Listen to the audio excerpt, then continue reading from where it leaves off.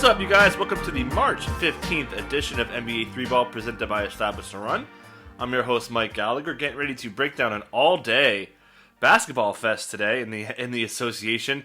Didn't get anything done today. I usually try to get some stuff done around the house on Sunday. Didn't happen. So let's get to the news in this 10-minute edition. Hit the thumbs up and subscribe, please. Not a lot of news for Monday, but let's talk some Knicks with no Derrick Rose for protocol. And then Elfrid Payton, again, with this hamstring. This is the same left hamstring that's been bothering him. It's at least the sixth time he's been on the injury report for this left hamstring. So he's doubtful. Certainly don't expect him to play. Probably more time beyond that. So free quickly, please. We saw Frank Nitti get the start. Frank Ntilikina. And just that was it. Got short leash, done. Quickly started the second half. So certainly would think IQ gets a big shot here. Against the Nets. Should be a pretty fun game. A little bit more at stake this time for the New York battle. Let's get to the basketball action.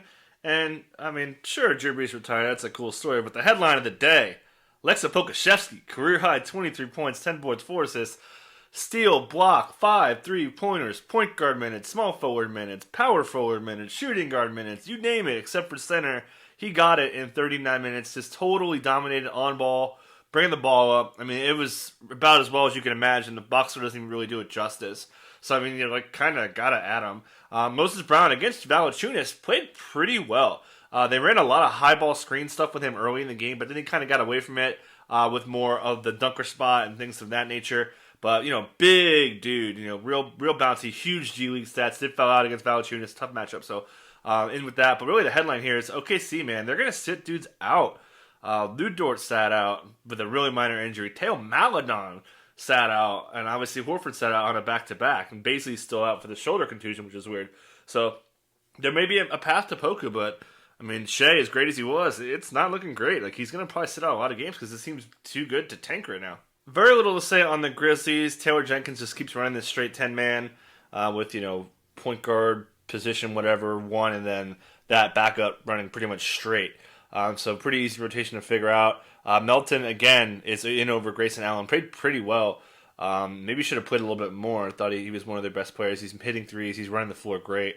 So Melton certainly, he's capped because they're going to play Desmond Bane a little bit, but it's been pretty rough. As Justice Winslow continues to take playing time, as well as Brandon Clark, they're both taking playing time from Kyle Anderson, who's trending down hard. And call me crazy, I think I'd rather have Poku over Kyle Anderson. Big win for the Warriors. Babyface Assassin Birthday gets 32 in a dub against the top team in the West. And yeah, he played great. One of the best games from Andrew Wiggins in a while. Really attacked today.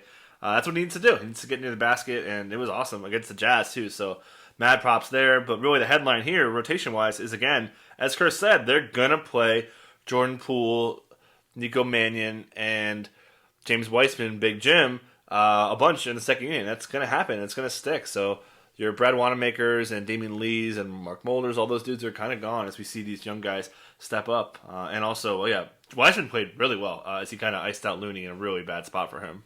To the Jazz, not much to say besides holy Rudy Gobert. 24 and 28, 4 blocks, 2 steals, no turnovers, and an assist. Helped you everywhere. So, except for free throw shooting. But yeah, I mean, this guy, man, he's just such a monster. Nothing to say besides that. Easy win for the Philadelphia 76ers. Tony Bradley did tweak his ankle, but after the game, Doc Rivers said he was okay. It sounds like I was surprised a little bit. I thought Mike Scott might start because we know Doc likes to have a little bit of a floor spacer without Embiid to kind of pull rim protecting guys like Jakob Poeltl out.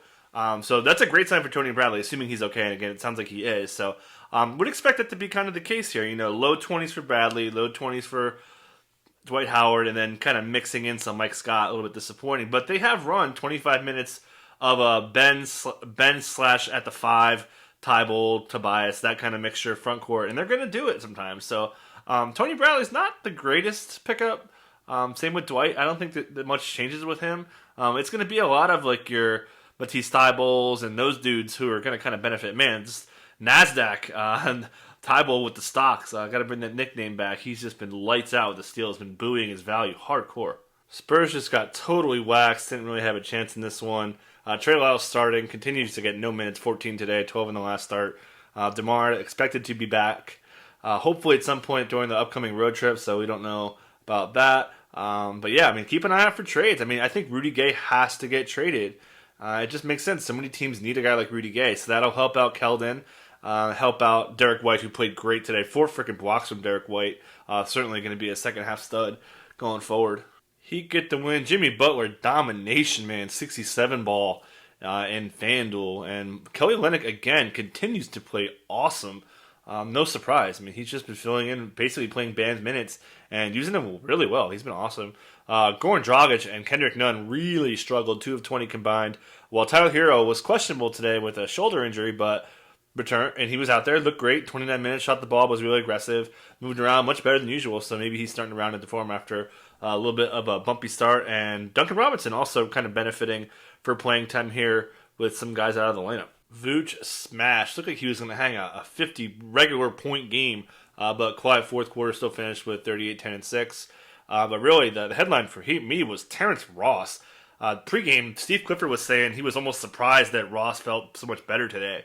So, yeah, we thought and the Magic usually ramp guys up after missed time, so for him to go out to 34 minutes is very uncharacteristic. I did not see that coming, so that's a surprise, but great to see from there. They're going to need him. This team's really thin right now as they wait for Aaron Gordon. Aaron Gordon's still banged up, apparently. That's a tough scene, and still no Fournier. Oh boy, Kevin Love's hurt again. Played about 100 seconds, got pulled, and that was a wrap. They said they didn't want to risk any injuries, so man, he may get the bubble wrap treatment. That's rough. So great for Larry Nance. The other kind of guys will benefit too, a little bit more of Dylan Windler. Sorry, Dylan. But yeah, Jetty Osman also benefited here. But yeah, this team just got rocked by the Hawks team. The Cavs got kind of knighted. Nathan Knight, Sir Nate, best game of his career. 16 points, was awesome. Had a really nice highlight dunk. Got to the line 10 times too. So, dude, what up? Can he take playing time from Okongwu? We'll see. He didn't play. No Capella, obviously, is kind of what sprung him. John Collins needed a big game. He was so cheap on FanDuel today. Was like probably the best play of the day. And he comes through with a 22 and 12. Quiet Trey, for them to smash the way they did with only 9 Trey shots is very unusual. Lloyd Pierce would never do that, but nasty Nate McMillan apparently will. So certainly nothing to worry about there. Bogdan has been kind of quiet. I cut him actually for Moses Brown today. I wasn't high on him, but yeah, I'm fine dropping Bogdan. Celtics just roll in Houston. Not much to say besides Time Lord, man. Huge stat line, 16, 13, 3 blocks. Just massive impact in the paint. Certainly needs more playing time. Going to have a tough time getting it with Marcus Smart ramping up. They didn't need to play him much. Again, this game was just a domination. Daniel Tice only getting 6 minutes. Big yikes. 16 straight losses for the Houston Rockets, man. It's getting rough. You got to worry about a wall shutdown here, getting ruled out early.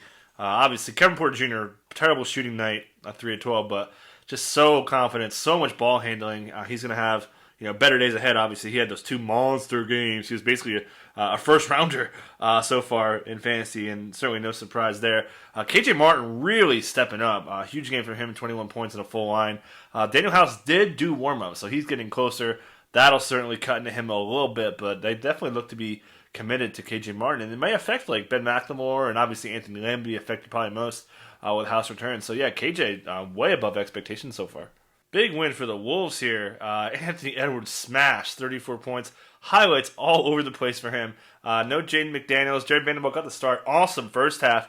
Looked like he was on pace for 28 minutes, but didn't close as they went with Okogie and Noel in the closing lineups. And it worked. They played great down the stretch. A little bit quiet for Cat. Rubio, not the biggest game. But yeah, we'll see what happens with this. But certainly some Naz Reid power forward minutes, he would also benefit. But yeah, I think Vanderbilt's a pretty good pickup now. Big lineup changes for the Bulls with Wendell Carter Jr. and Kobe White now coming off the bench. Sounds like that's going to stick. Good game from Wendell Carter Jr. Maybe he can keep it going. Certainly can't panic. But 19 minutes, not a great sign because Thaddeus Young plays awesome. But yeah, Patrick Williams played great. 23 points from him. Sato's going to stick. Sato's definitely a pickup.